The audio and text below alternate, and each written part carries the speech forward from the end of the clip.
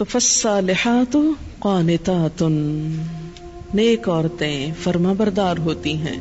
ایک حدیث میں آتا ہے کہ 2 لوگوں کی نمازیں ان کے سروں سے اوپر نہیں جاتی، ادھر ہی رہتی ہیں ان کے پاس ہی، یعنی قبول نہیں ہوتی مراد ہے. ایک وہ عورت جو اپنے شوہر کی نافرمان ہو. پھر یاد رکھیں وہ شرط کے ساتھ، اللہ کی نافرمانی میں نہیں، اللہ کی فرما برداری میں شوہر کی فرما برداری. اللہ تعالیٰ کی ذات اوپر ہے، جو حکم شوہر کا اللہ کی مرضی کے مطابق ہوگا اس کو ماننا. لیکن ایک بات اللہ کی مرضی کے مطابق ہے لیکن شوہر کی بات نہیں مانی جا رہی، تو ایسی عورت کی نماز اس کے سر سے اوپر نہیں جاتی. اور دوسرے اس غلام کی نماز جو اپنے آقا سے بھاگ جائے جب تک کہ واپس نہ آ جائے. ایک اور حدیث میں آتا ہے عورت شوہر کے معاملے میں کسی دوسرے کی بات نہ مانے، کسی دوسرے کی، حتیٰ کہ پیرنٹس کی بھی. آپ کو پتا ہے کہ والدین کی اطاعت فرض ہے. اللہ تعالیٰ نے قرآن پاک میں کیا کہا؟ اللہ کی عبادت کرو اور ماں باپ کی بات مانو. لیکن جب ایک عورت کی شادی ہو جاتی ہے تو اب اس کے لیے اس کا اصل گھر کون سا ہے؟ شوہر کا گھر ہے. اور اب اس کے لیے والدین کی اطاعت سیکنڈری ہے، شوہر کی اطاعت نمبر 1 ہو گئی ہے. پہلے والدین اس کی کفالت کر رہے تھے، اب شوہر اس کی کفالت کر رہا ہے. اب ایک نیا گھر بن رہا ہے. اس کے ڈسپلن میں کیا ہے کہ بیوی شوہر کی بات مانے، نہ کہ میکے کی ڈکٹیشن لیتی رہے روز ٹیلی فون پر. آج کل جتنے کمیونیکیشن کے ذرائع بڑھ گئے اتنے ہی مسائل بڑھ گئے. اور اس کی ایک بنیادی وجہ کیا ہے کہ اچھے مشورے تو کم ہی ملتے ہیں. زیادہ تر ٹیلی فون بھی غیبت پروموٹ کرنے کا ذریعہ بن گئے کہ اس میں جو گفتگو ہوتی ہے، کبھی آپ کراس ٹاکنگ کسی کی سنیں، بعض اوقات نہیں دل بھی چاہ رہا تھا مگر سن رہے ہوتے تو آپ دیکھیں کہ لوگ جو عمومی طور پہ باتیں کر رہے ہوتے ہیں وہ کیا ہوتی ہیں، اس نے یہ کر دیا، اس نے وہ کر دیا، اس کا یہ. تو شادی کے بعد شوہر اور بیوی کو کیا چاہیے؟ باہم ایک دوسرے کو اعتماد ملے، اپنے مسئلے مسائل باہم حل کریں.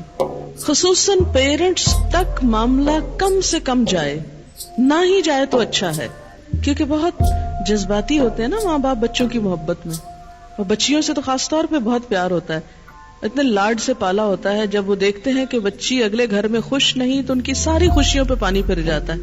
حالانکہ بات کیا ہوتی ہے، چھوٹی سی کسی بات پہ عورتیں جذباتی ہوتی، ذرا سے شوہر سے انبن ہو گئی، جھٹ شکایت لگا دی ماں باپ کو. اب کیا ہوا؟ وہاں جو شوہر کی عزت تھی وہ خاک میں ملی. شوہر جو ہے وہ اور باغی ہوا کہ میری عزت نہیں تمہارے میکے میں. اب کیا ہے؟ پابندی لگ گئی کہ ماں کے گھر نہیں جانا. پھر روتی عورتیں آتی، ہمارے شوہر اتنے ظالم ہیں کہ وہ ہمیں ماں باپ کے گھر نہیں جانے دیتے. کیا یہ جائز ہے اسلام میں؟ بظاہر تو واقعی ناجائز ہے، لیکن کبھی آپ کھولتے جائیں کتاب تو پتہ چلے گا کہ اصل سبب کیا تھا کہ ماں باپ سے ملنا روکا گیا. بہت سے کیسز میں ماں باپ سے شوہر صرف اس لیے نہیں ملنے دیتے کہ الٹی پٹیاں پڑھائی جاتی. ایک دفعہ عورت ہو کے آتی ہے میکے سے تو موڈ بدلا ہوا ہوتا ہے. تو ایسی صورت میں اصل حکم کیا ہے کہ شوہر زیادہ اہم ہے. اب اس کی بات مانے. اور یہ کیوں اتنا سخت ڈسپلن رکھا گیا؟ کیونکہ جب تک ایک عورت کی وفاداری اس کے اپنے گھر سے نہیں ہوگی، گھر نہیں بنے گا. وہ بات میں ادھر بھاگی جا رہی ہے، یہ گھر خراب ہو رہا ہے. اب اس کی اہمیت، اس کی زیادہ اہم ڈیوٹی کیا ہے کہ اب وہ نئے گھر کی تعمیر کرے. اس لیے کہ شوہر نے مہر بھی دیا ہے، گھر دیا ہے، سب ضروریات پوری کر رہا ہے.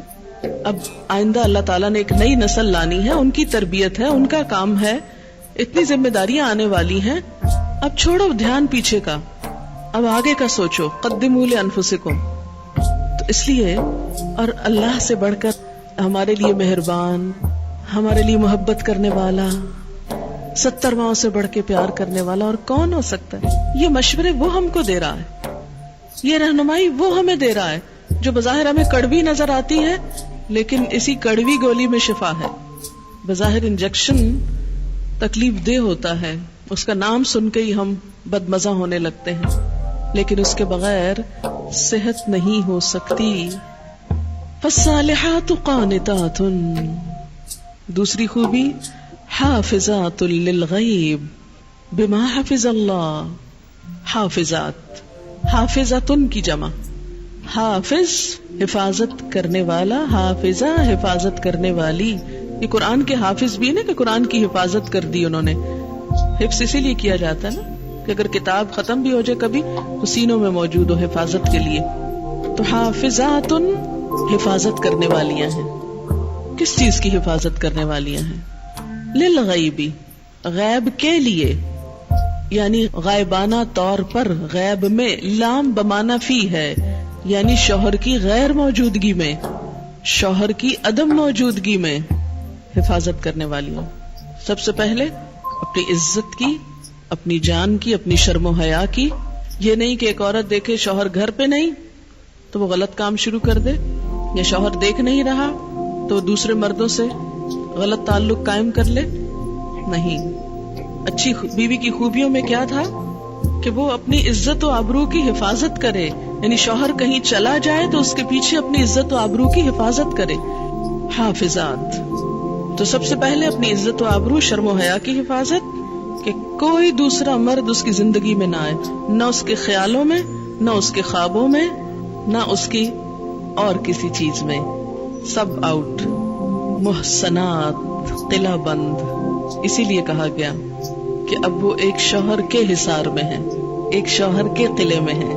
मुहसनात, सब दूसरे मर्द बाहर। अब आप देखें कि सबसे पहली चीज तो इज्जत की हिफाजत हो गई।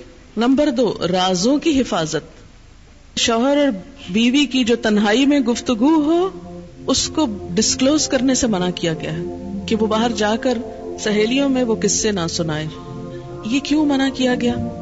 इसलिए मना किया गया कि अमूमन फिर क्या होता है, वो दूसरी खवातीन अपने शौहरों को कंपेयर करने लगती हैं और इस तरह घरों में फसाद उठते हैं। वो फलां का मियाँ तो ऐसा और तुम ऐसे मेरे पल्ले पड़ गए। एक हसरत और यास और एक मायूसी की कैफियत। तो इसलिए खास तौर पर तन्हाई की बातें, राज की बातें जो महज शौहर और बीवी के दरमियान ही हो सकती हैं, उनका जिक्र कहीं और ना किया जाए। किसी गहरी से गहरी दोस्त को भी कोई ऐसा किस्सा ना सुनाया जाए। हाफिजातुन लिल गैब। फिर तीसरी चीज, माल की, घर की हिफाजत। पैसे जाया ना करे। ये नहीं कि शौहर के घर, शौहर के माल और शौहर की तनख्वाह और शौहर की प्रॉपर्टी में से छुप छुपा के मेखे वालों को मत भेजती रहे। बहुत से फसाद इस वजह से होते हैं कि ससुराल को देने के लिए तो नंबर 2 माल होता है और मेके को भिजवाने के लिए पसंदीदा चीज। कुदरती बात है कि इंसान की जो अटैचमेंट होती है वो माँ बाप से बहुत ज्यादा होती है। एक ऐसी खैरखाई होती है जिसमें दुनिया की कोई दूसरी चीज शरीक ही नहीं हो सकती। ज़ाहिर है जिन्होंने जन्म दिया, जिन्होंने पाला पोसा, उनके साथ मोहब्बत और खैरखाई कैसे न हो, वो तो होगी, लेकिन उसकी भी हुदूद है। वो हद से आगे नहीं बढ़नी चाहिए कि शौहर कमा के लाए और हर वक्त औरत शिकवा करे, पूरा ही नहीं पड़ता, होता ही नहीं, है ही नहीं, ये भी नहीं, वो भी नहीं, वो भी नहीं, और पैसे बटोरती चली जाए और उधर से छुप छुपा के दूसरी तरफ देती चली जाए। नहीं, हत्ता के फी सबीलिल्लाह भी अगर औरत को देना है तो शौहर की रजामंदी जरूरी है, यानी शौहर का मशवरा भी होना चाहिए उसमें। इल्ला ये कि उसका अपना माल हो। अपने माल में भी अच्छा होता है कि इंसान मशवरा कर ले कि क्या ख्याल है, यहाँ ना कर दिया जाए। पीछे वो मेहर की बात हुई थी ना कि औरतों को उनके मेहर दे दो। अब औरत एक मेहर ले ले और वो कहे चूंकि मेरा माल है जिधर मर्जी खर्च करूं, तुम कौन हो पूछने वाले। नहीं, उसमें भी एक अच्छे आइडियल घर की निशानी क्या है कि वहां मशवरे से माल खर्च करें। तो अल्लाह की राह में देने के लिए भी छोटा मोटा तो देना जो है, जैसे सदका खैरात में जैसे कोई फकीर आ गया, खाना खिला दिया, कुछ राह चलते हुए किसी ने गाड़ी का दरवाजा आपका नॉक किया, आपने कुछ निकाल के दे दिया। छोटी मोटी चीजों में तो एक बाहमी अंडरस्टैंडिंग होती ही है, लेकिन बड़ी अमाउंट्स खर्च करने में कि जिसमें पता हो कि शौहर माइंड करेगा तो नहीं देनी चाहिए, और खुसूसन उसके माल में से। और इसी तरह मेके को देते वक्त बहुत ही एहतियात की जरूरत है। कोई भी चीज देना। हमारी एक दोस्त ने, बुजुर्ग दोस्त हैं, उन्हें एक बड़ी अच्छी बात बताई थी और मैंने देखा कि ये इतना खूबसूरत जिंदगी का उसूल है, अगर इस पर अमल किया जाए या किया जा सके तो बहुत सी भलाइयां हो सकती। वो कहती हैं कि जब हमारी शादी हुई तो मैंने अपने शौहर से कहा, आज के बाद आपके खानदान को लुक आफ्टर करना मेरी जिम्मेदारी और मेरे रिश्तेदारों का ख्याल रखना आपकी जिम्मेदारी। कहती कि इस तरह हम दोनों के खानदानों में बड़ी मोहब्बत पैदा हुई। कहती कि मैंने अपनी जिम्मेदारी ली कि मैं सब तोहफे तोहफे अपने ससुराल को दूंगी और मेरे शौहर ने ली कि वो मेरे बहन भाइयों को देंगे। अब इसमें क्या है कि दोनों एक दूसरे के ख्याल रख रहे हैं। तो शौहर को बहुत खुशी होती है जब उसके बहन भाइयों और उसके वालिदैन और उसके رشتہ داروں کی کیئر کی جائے.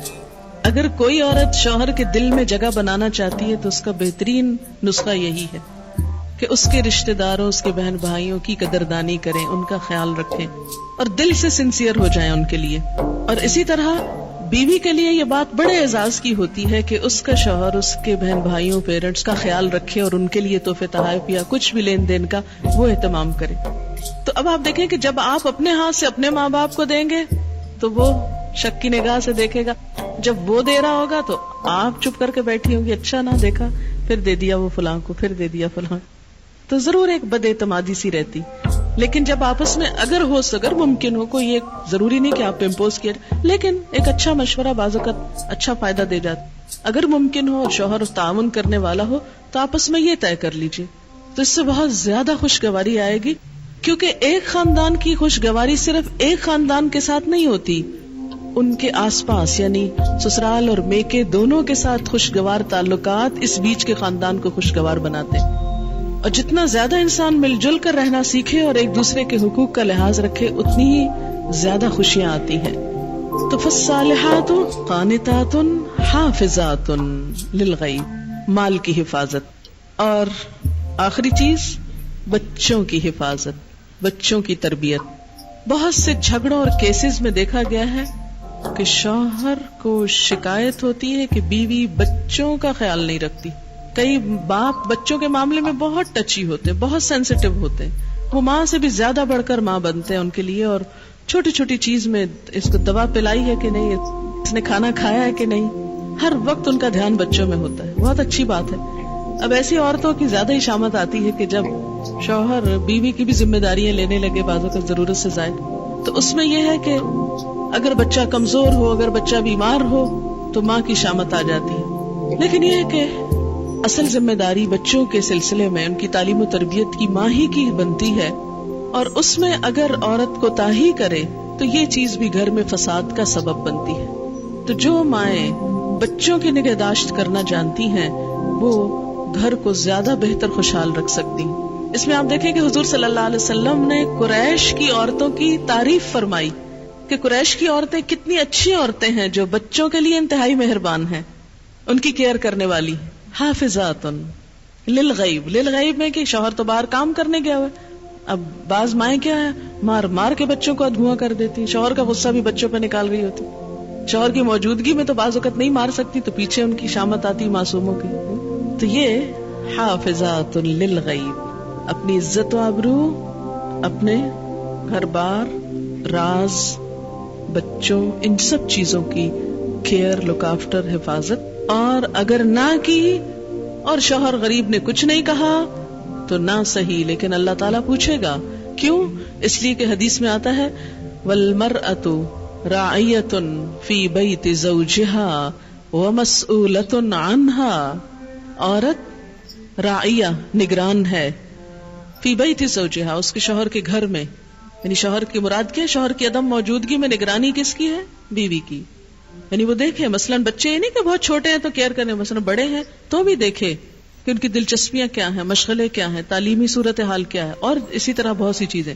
اور پھر راعیۃ فی بیت زوجہا ومسئولۃ عنہا، اور اس سے اس کے بارے میں پوچھا جائے گا.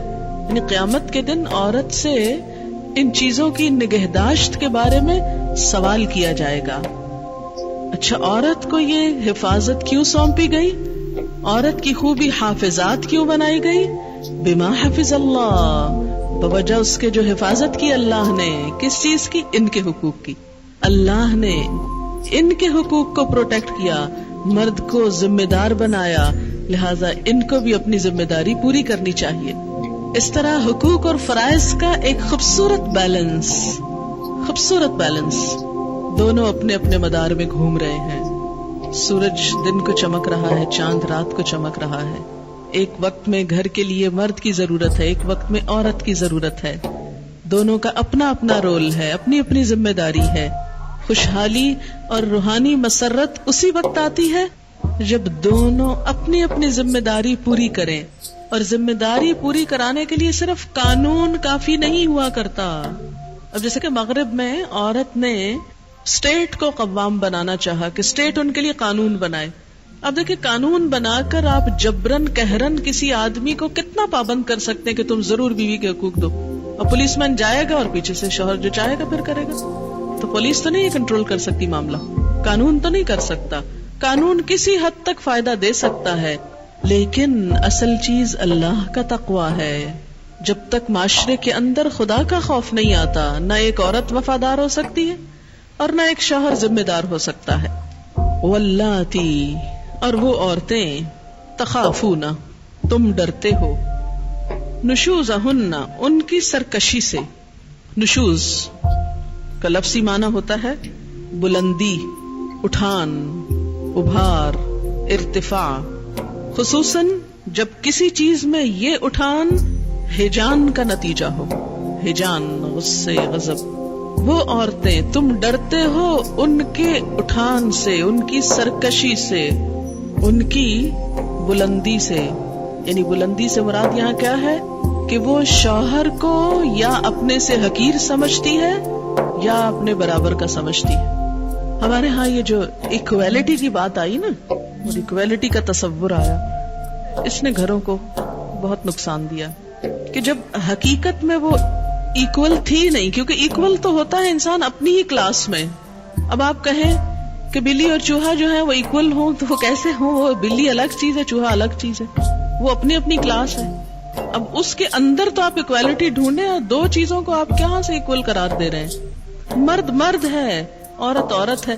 اس کی تو جو کیمسٹری ہے جسم کی وہی مختلف ہے، اس کے تو ٹشوز اور سیلز کی ساخت مختلف ہے.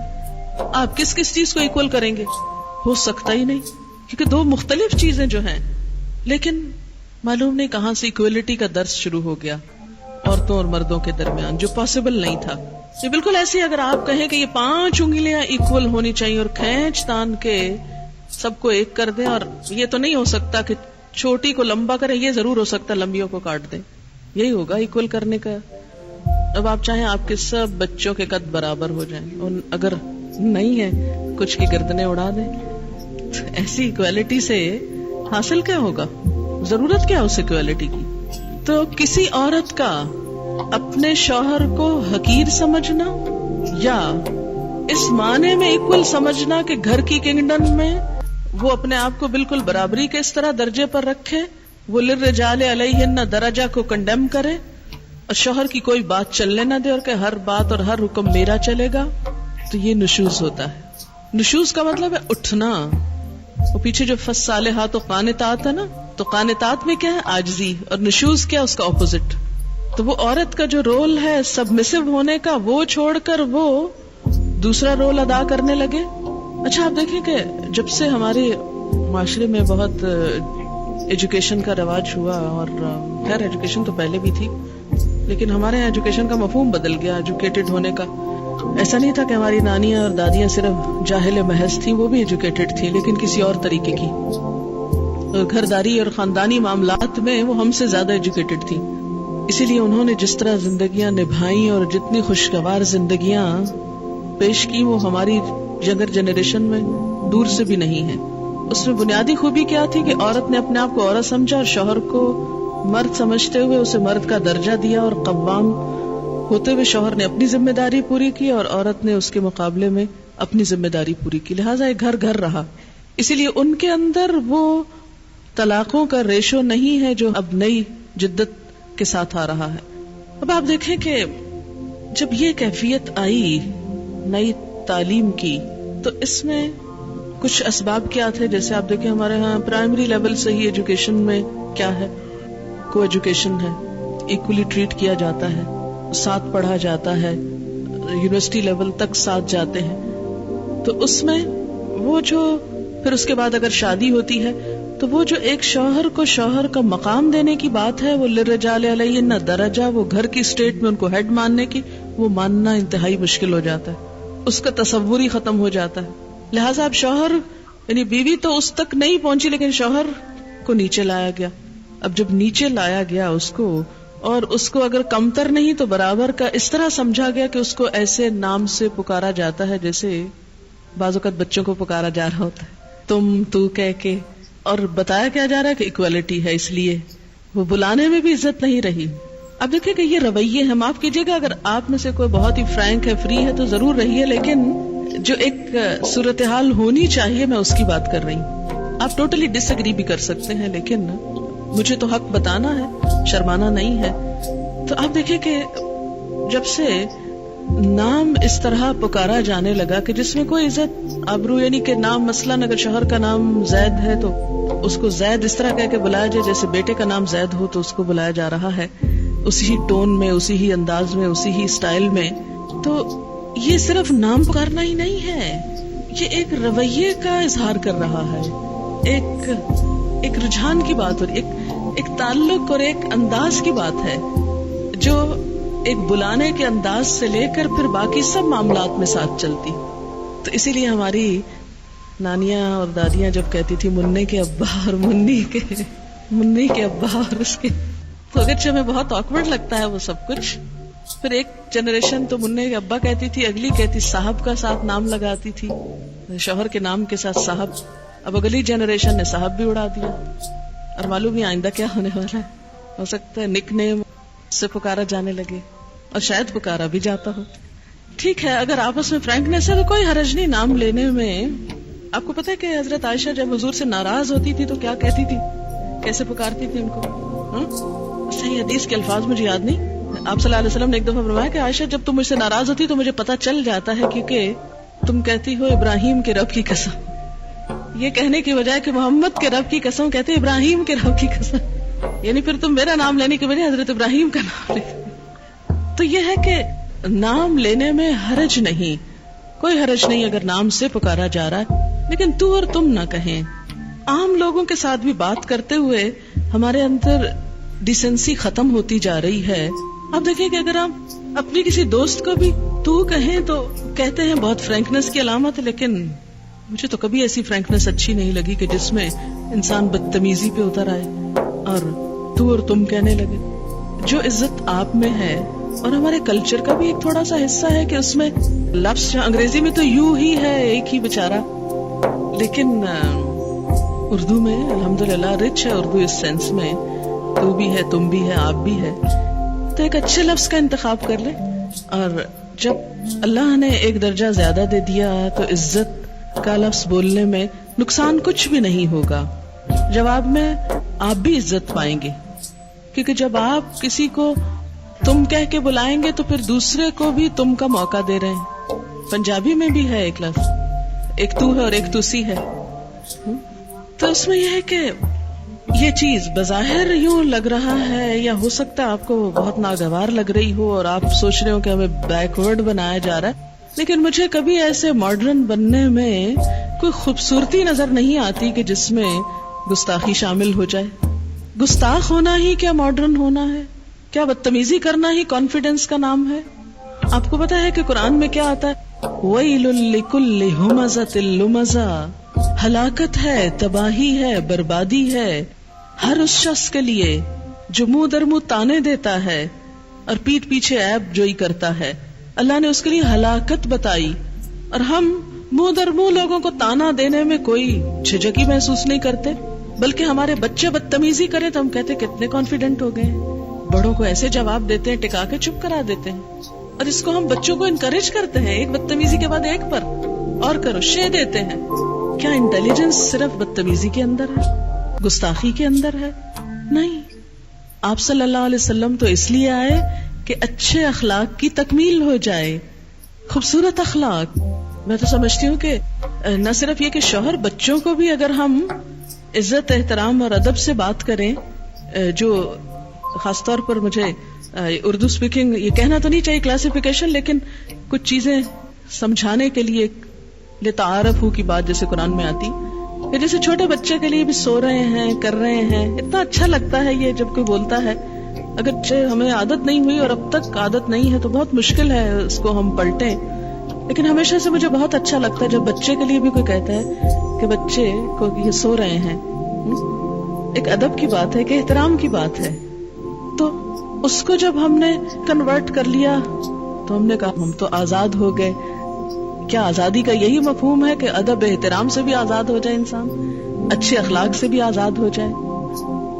تو نشوز کیا ہے عورت کا شوہر کو حقیر سمجھنا، اس کے مقابلے میں سرکشی کرنا، بدتمیزی کرنا، بد اخلاقی کرنا، اس کے ساتھ اس کی بات نہ ماننا، اس کو کنڈیم کرنا، اس کا مذاق اڑانا، اس کے درجے اور مقام سے گھٹانا، اس کے درجے سے گھٹانا، وہ درجہ جو اللہ نے اس کے لیے رکھا، للرجال علیہن درجہ، اس کو کم کرنا، ہر معاملے میں کج بحثی، بد مزاجی، بد اخلاقی، ہٹ دھرمی، نشوز میں بے حیائی بھی آتی ہے، شوہر کا حق کے خاص یعنی بے وفائی، کہ ایک عورت اپنے شوہر کے علاوہ کسی اور مرد کی طرف راغب ہے، یہ چیز بھی آتی، کیونکہ حدیث سے یہ بات ثابت ہوتی ہے۔ آپ صلی اللہ علیہ وسلم نے فرمایا، خبردار عورتوں کے متعلق نیک سلوک کی وصیت قبول کرو، وہ تمہارے پاس صرف تمہارے لیے مخصوص ہیں،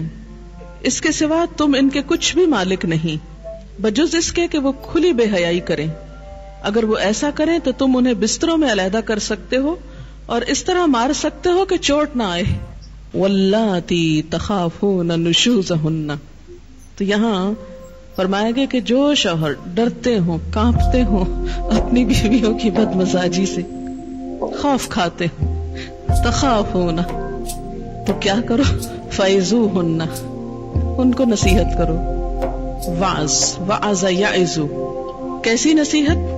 اس میں دو چیزیں ہوتی ہیں، وعظ ہوتا ہے کسی کا دل نرم کرنے کے لیے بھلائی کی بات کرنا، اور نمبر 2 اجر و ثواب کے حصول کی ترغیب دینا، اجر و ثواب کے حاصل کرنے کا شوق دلانا، یہ اس کو واعظ بولتے ہیں۔ پہلے یہ درس کا نام کم ہوتا تھا، کہتے فلاں جگہ واعظ ہو رہا ہے، اب وہ لفظ بیچارہ واعظ بدنام ہو گیا کہ بڑے واعظ بنتے، اردو شاعری میں بڑا مذاق اڑایا گیا ہے واعظ کا، حالانکہ وہ بیچارہ بھلا کر رہا ہے آپ کا اور آپ اس کا مذاق اڑا رہے ہیں، کیونکہ نصیحت کہاں اچھی لگتی ہے کسی کی۔ تو واعظ عربی زبان کے لفظ میں دو چیزیں، کسی کا دل نرم کرنے کے لیے اس سے بھلی بات کرنا، اور نمبر 2 اجر اور ثواب کے حصول کی ترغیب دینا۔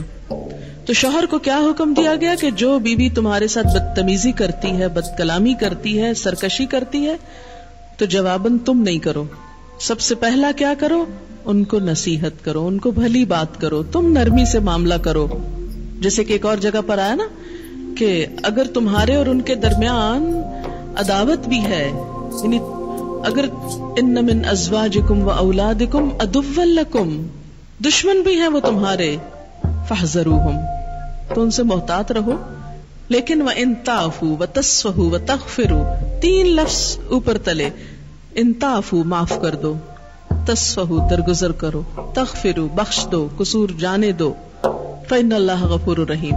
تو شوہروں کو کیا تلقین ہے اللہ کی طرف سے کہ بیوی کی طرف سے عداوت بھی ہو، دشمنی تک آ جائے، یعنی سرکشی اپنی آخری حد کو پہنچ جائے کہ صرف بد کلامی نہیں، کسی اور کے ساتھ مل کر عداوت تک بات آ گئی، تو تم نے جواباً کیا کرنا ہے، معاف کرنا ہے، فعظوہن، نصیحت کرنا ہے، ان کا دل نرم کرنے والی بات کرنی ہے، یعنی ان کی ایک طرح سے اخلاقی تربیت کرنا ہے، ان کو آخرت کا احساس دلانا ہے۔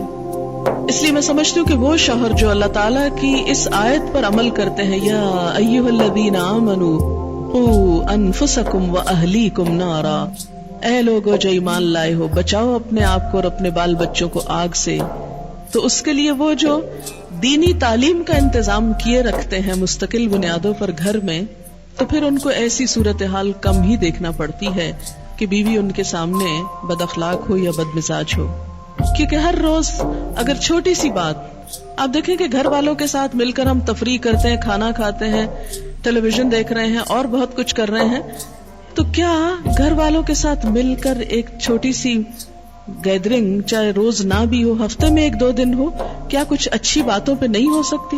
کوئی اچھا موضوع گفتگو کا نہیں ہو سکتا کہ جس میں کوئی دلوں کو نرم کرنے والی بات بھی ہو، اخلاقی تربیت بھی ہو؟ نبی صلی اللہ علیہ وسلم نے اس کا خاص اہتمام فرمایا۔ آپ کو معلوم ہے کہ ہر روز عصر کے بعد ازواج مطہرات کی تعلیم کا وقت ہوتا تھا۔ کتنے شوہر ہیں کہ جو اپنی یہ ذمہ داری پوری کرتے ہوں؟ یہ سنت ہی اٹھ گئی۔ شوہر کی ذمہ داری صرف دنیا میں بیوی کو کھلانا پلانا اور اچھا پہنانا نہیں، اس کی ذمہ داری یہ بھی ہے کہ قوا انفسکم واہلیکم نارا، آخرت میں آگ سے بچانا بھی ہے. اب کیا کیا جائے کہ وہ تو دنیا کی ذمہ داری بھی پوری کرنے سے کترا رہے ہیں, آخرت کی کہاں ہوگی. بہرحال تو سب سے پہلا کام کیا بتایا گیا کہ اگر عورت اطاعت نہیں کرتی, تمہیں تمہارا حق نہیں دیتی, تو تم اس کے ساتھ نرمی برتو. فَعِظُوهُنَّ, نصیحت کرو, سمجھاؤ بجھاؤ. نہیں مانتی, سنتی ہی نہیں, اس پر توجہ ہی نہیں دیتی. اب کیا کرو؟ وَهْجُرُوهُنَّ فِي الْمَضَاجِعِ, کٹی کر لو. وَهْجُرُوهُنَّ, ہے جیم رے, ہجر, ہجرت بھی اسی سے ہے, ہجرت کر لو. کہاں؟ فی المضاجع, بستر میں, یعنی بستر چھوڑ دو اس کا. بیڈ روم بھی ہو سکتا ہے کہ بیڈ روم الگ کر لو, یا بیڈ الگ کر لو, یا ممکن نہ ہو اور جگہ نہ ہو یا اور بیڈ نہ ہو تو منہ موڑ لو, یعنی ناراضگی کا اظہار, خفگی کا اظہار. اب دیکھیں کہ بہت سے معاملات اس سے پھر سلجھنے لگتے ہیں. عورت کے لیے شوہر کی بے رخی بہت تکلیف دہ چیز ہوتی, ناقابل برداشت. جب دیکھتی کہ شوہر ناراض ہو گیا تو پھر اس کو فکر ہونے لگتی. وَهْجُرُوهُنَّ, ان کو چھوڑ دو. لیکن بخاری میں آتا ہے لا تہجر الا فی البیت, گھر چھوڑ کے نہیں جانا. شوہر کو منع کیا کہ گھر نہیں چھوڑنا, گھر کے اندر ہی رہنا ہے. یعنی اصل میں اشارہ ہے اس چیز کی طرف کہ جسمانی تعلق منقطع کر لے, بات چیت چھوڑ دے, تھوڑا موڈ آف کر لے, شاید بے رخی سے. پہلے کیا ہے؟ نرمی کرے, نرمی نہیں چلی اب سختی کر لے, یعنی بے رخی کر لے. کچھ لوگ سمجھانے سے مان جاتے ہیں, معاملہ حل ہو گیا. کچھ لوگ ناراضگی سے مانتے ہیں, وَهْجُرُوهُنَّ سے مان جاتے ہیں. لیکن کچھ ایکسیپشنل کیسز ایسے بھی ہوتے ہیں کہ جن کو نہ دوا اثر کرتی نہ انجیکشن اثر کرتا ہے, ان کے لیے آپریشن ضروری ہوتا ہے. کچھ بیماریوں کا علاج آپریشن کے بغیر نہیں ہوتا, کوئی چارہ نہیں, اوپن ہارٹ سرجری ضروری. اب اس کے لیے کیا ہے؟ وَاضْرِبُوهُنَّ. اس ایک لفظ سے اتنا بھڑکتی ہیں عورتیں. دیکھ, اللہ نے تو ہمیں کوئی عزت ہی نہیں دی, لکھا مارو ان کو.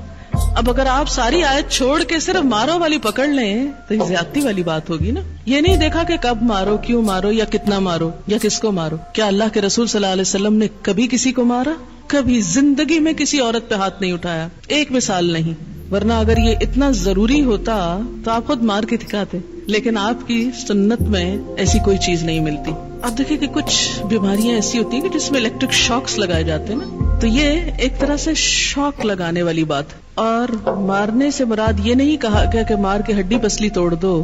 دو چیزیں شرائط ہیں ساتھ. منہ پہ نہیں مار سکتے. نمبر 2, ایسی مار نہیں مار سکتے کہ نشان چھوڑے, یعنی مارنے میں کوئی مار غیر مبرح کا لفظ آتا ہے, ایسی مار نہیں کہ جس میں ان کے جسم پر کوئی نشان آئے.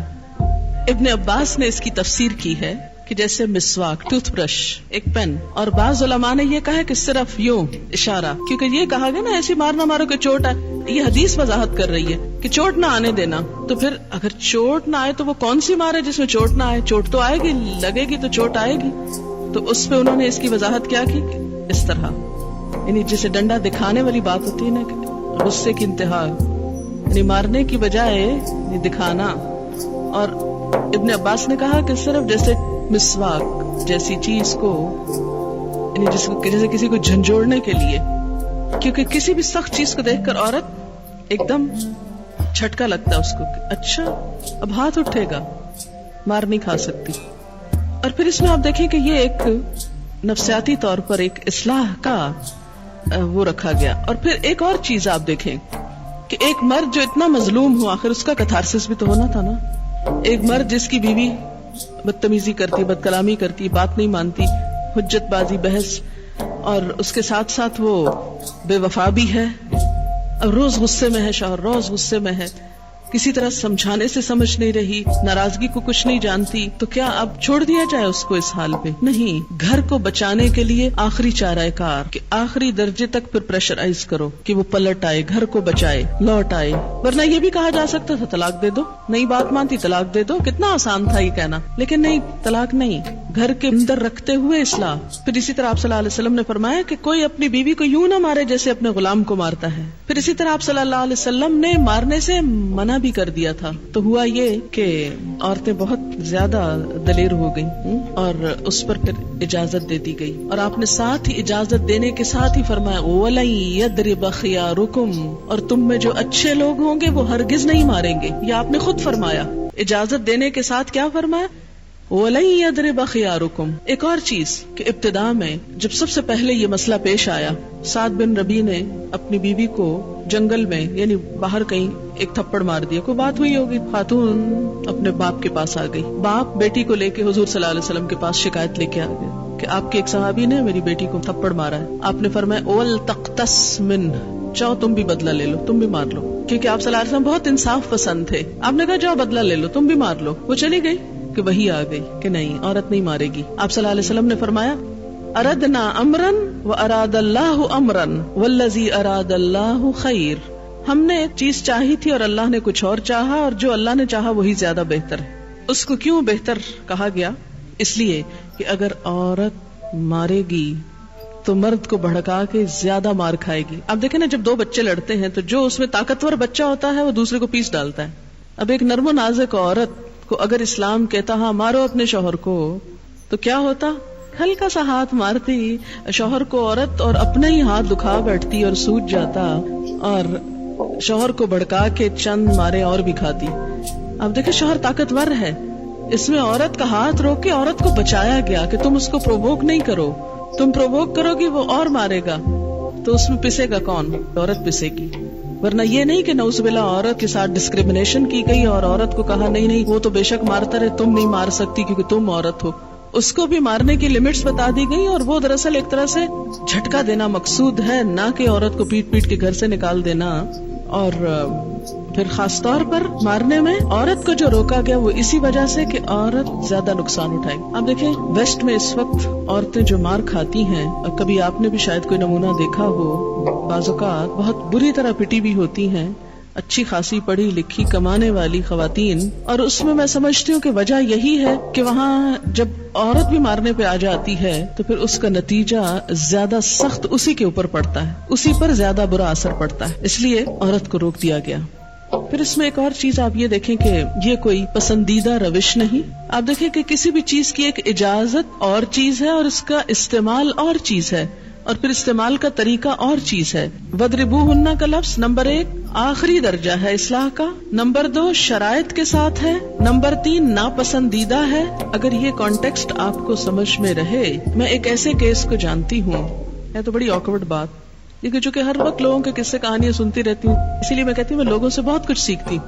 اگر وہ سن کے باتیں نہ سیکھوں تو قرآن کی تفسیر نہ کر سکوں، کیونکہ مسائل کے ہوتے ہوئے جب تفسیر ہوتی ہے تو وہ زیادہ ریلیونٹ ہوتی ہے بنسبت اس کے کہ آپ خود ہی بولتے چلے جائیں. ایک عورت کا کہنا یہ تھا کہ جب تک میرا شوہر مجھے نہ مارے میری سیٹسفیکشن نہیں ہوتی. Can you imagine? وہ شوہر سے مطالبہ کرتی تھی کہ مجھے مارو. ایکسپشنل کیسز ہیں لیکن ہیں. بہرحال وَاهْجُرُوهُنَّ فِي الْمَضَاجِعِ وَاضْرِبُوهُنَّ فَإِنْ أَطَعْنَكُمْ، پھر اگر وہ تمہاری بات مان جائیں، أَطَعْنَكُمْ یعنی اطاعت کرنے لگے، سرکشی چھوڑ دیں، فَلَا تَبْغُوا عَلَيْهِنَّ سَبِيلًا. تبغوا بغا یبغی کا کیا معنی ہوتا ہے؟ حد سے تجاوز کرنے کی خواہش کرنا. بغی کا مطلب چاہنا بھی ہوتا ہے نا، کس چیز کو چاہنا؟ حد سے بڑھنا، حد سے تجاوز کرنے کا جواز تلاش کرنا. فَلَا تَبْغُوا حد سے بڑھنے کا جواز تلاش کرنا. فرمایا پھر مارنے کے اور ناراض ہونے کے بہانے مت ڈھونڈو. اگر وہ بات مانتی ہیں، اطاعت کرتی ہیں، تو پھر ان کو مارنے کے بہانے مت ڈھونڈو، کیونکہ اللہ تعالیٰ تم پر پوری قدرت رکھتا ہے. ان اللہ کان علیٰ کبیرا، بے شک اللہ بلند ہے، بہت بڑا ہے. یعنی اس اجازت سے ناجائز فائدہ مت اٹھاؤ. اگر ایسا کرو گے تو جو اللہ بلند ہے، تم پہ پوری قدرت رکھتا ہے، وہ تم سے اس جرم کا بدلہ لے گا. یعنی کوئی شوہر جو اپنی بیوی پر کوئی ناروا زیادتی کرے، اللہ اس سے بدلہ لے گا.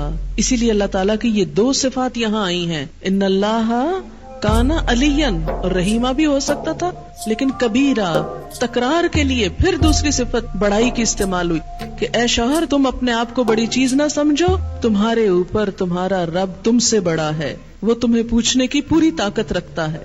اور یوں مرد کے اس وحشیانہ پن کو جو عورت کے ساتھ ہو سکتا ہے اسے پوری طرح کنٹرول کر لیا گیا. وَإِنْ خِفْتُمْ، چوتھا طریقہ. 3 پہلے ہو گئے نا، چوتھا طریقہ. اور اگر تم کو ڈر ہو شقاق بینہما، ان دونوں کے درمیان اختلاف کا، دشمنی کا. دونوں سے مراد میاں بیوی، یعنی شوہر اور بیوی آپس میں سخت اختلاف میں ہیں. شقاق شین قاف قاف شق سے ہے، شاق گزرنے والی چیز، ایسا اختلاف جو سلجھایا نہ جا سکے، یعنی شوہر اور بیوی آپس میں سمجھوتا نہ کر پائیں. وَإِنْ خِفْتُمْ شِقَاقًا، اگر ایسی کھٹ پٹ ہو گئی کہ جو باہم اب ان سے سلجھ نہیں رہی، تو پھر بھی یہ نہیں کہا کہ فوراً طلاق دے دو، نہیں. کیا کرو؟ اب دونوں کے خاندان انٹرفیئر کریں گے. فَبْعَثُوا، تو مقرر کرو، بھیجو، حکمن، ایک حکم. حکم اور حاکم میں فرق ہوتا ہے. حاکم عدالت میں ہوتا ہے اور حکم خصوصی فیصلہ کرنے والا جو گھر کا بھی ہو سکتا ہے، کسی پنچایت کا بھی ہو سکتا ہے. تو مقرر کرو ایک فیصلہ کرنے والا من اہلہ، اس مرد کے گھر والوں میں سے، وحکمن، اور ایک فیصلہ کرنے والا من اہلہا، اس عورت کے گھر والوں میں سے. ان یریدا اصلاحا، اگر وہ دونوں ارادہ رکھتے ہوں اصلاح کا. دونوں کون؟ دونوں میاں بیوی بھی ہو سکتے ہیں اور دونوں حکم بھی ہو سکتے ہیں. بعض اوقات کیا ہوتا ہے، لڑکی والے لڑکی کی سائیڈ لے رہے ہیں، لڑکے والے لڑکے کی لے رہے ہیں، پھر وہی جھگڑا ہے، کوئی اصلاح نہیں ہو رہی. تو اگر دونوں حکموں کی یا دونوں میاں بیوی کی نیت ہے اصلاح کی، یوفق اللہ بینہما، اللہ ان دونوں میں موافقت پیدا کر دے گا، اللہ تعالیٰ اصلاح کر دے گا، یعنی بگڑے ہوئے حالات سنور جائیں گے. اور یہ اس لیے بھی کہ جب بہت جھگڑے ہونے لگتا ہے نا تو انسان کو خود سوچنے سمجھنے کی صلاحیت معاف ہو جاتی. اتنی تو میں اتنی تو تکرار ہوتی ہے کہ بعض اوقات انسان سک ہو جاتا ہے، تھک جاتا ہے، اور وہ سمجھتا ہے کہ نو وے، اب کوئی راستہ نہیں، بس اب مجھے چلے جانا چاہیے یہاں سے. لیکن ایسے موقع پر بھی اللہ تعالیٰ نے تنہا نہیں چھوڑا لڑنے والوں کو، ایک گھر کو ٹوٹنے سے بچا اور کہا اب دوسرے لوگ بیچ میں آئیں، وہ حالات سلجھائیں. اگر دونوں فریقین کی نیت ہے گھر بسانے کی تو اللہ یوفق اللہ بینہم، اللہ بھی توفیق دے دے گا. ان اللہ کان علیما خبیرا، بے شک اللہ علم والا بھی ہے، خبر والا بھی ہے. اس کو سب پتا ہے کون گھر بسانا چاہتا ہے اور کون صرف اجاڑنا چاہتا ہے، لہذا وہ اسی کے مطابق توفیق دیتا ہے، اسی کے مطابق راہیں آسان کرتا ہے. وآخر دعوانا ان الحمدللہ رب العالمین. سبحانک اللہم وبحمدک، نشہد ان لا الہ الا انت، نستغفرک ونتوب الیک. والسلام علیکم ورحمۃ اللہ وبرکاتہ.